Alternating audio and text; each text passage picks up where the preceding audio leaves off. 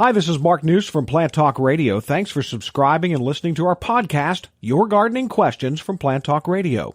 If you have a gardening question you'd like our host Fred Howard to answer, send him an email. The email address is fred@planttalkradio.com. Now for today's question. We had several email questions. One came in from Charlie, and he says that in his backyard, he has a very large backyard, and it backs up onto some woods. And there's a patch of grass in his backyard that is, well, as soon as fall came along, it turned brown, and he says it's sort of wispy-looking grass. And he said it doesn't look like crabgrass, but he's wondering maybe what that is and what he might be able to do about that.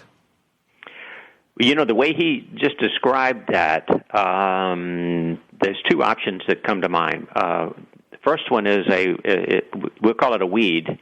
It's a grassy weed called nimblewill, and we find that in older lawns, and it does grow when you get some shade, and it is one of the first ones to turn brown when we get cold weather. And it's going to be brown in early spring, and it's going to typically be kind of in a patch. Mm-hmm. But it's growing back from the roots. It's not. It'll be from seed some, but it's primarily a perennial. So as a result, you don't put a crabgrass preventer will not prevent it from coming back, and it'll just kind of continue to show up. And it's one of those that you are going to have to go through a campaign in August of spraying it to kill it.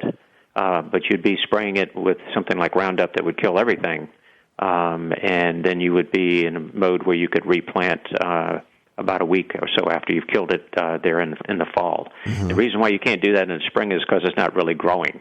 But I mentioned Roundup. Roundup actually has a new product that you can actually spray on your lawn and kill your weeds in your lawn without killing your good grass. And that's a new product this year. It comes in a green and white label, which is different than the other Roundups.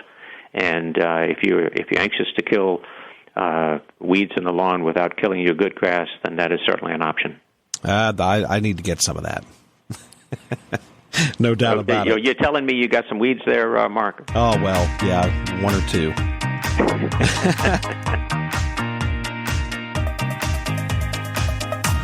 Hey, thanks again for listening to our podcast. Be sure to subscribe to our other podcasts as well, the Plant of the Week podcast and the Plant Talk Radio podcast, all on iTunes or your favorite podcast player.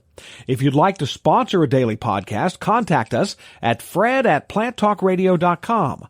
To find out more about Fred Howard and Plant Talk Radio, visit our website, planttalkradio.com.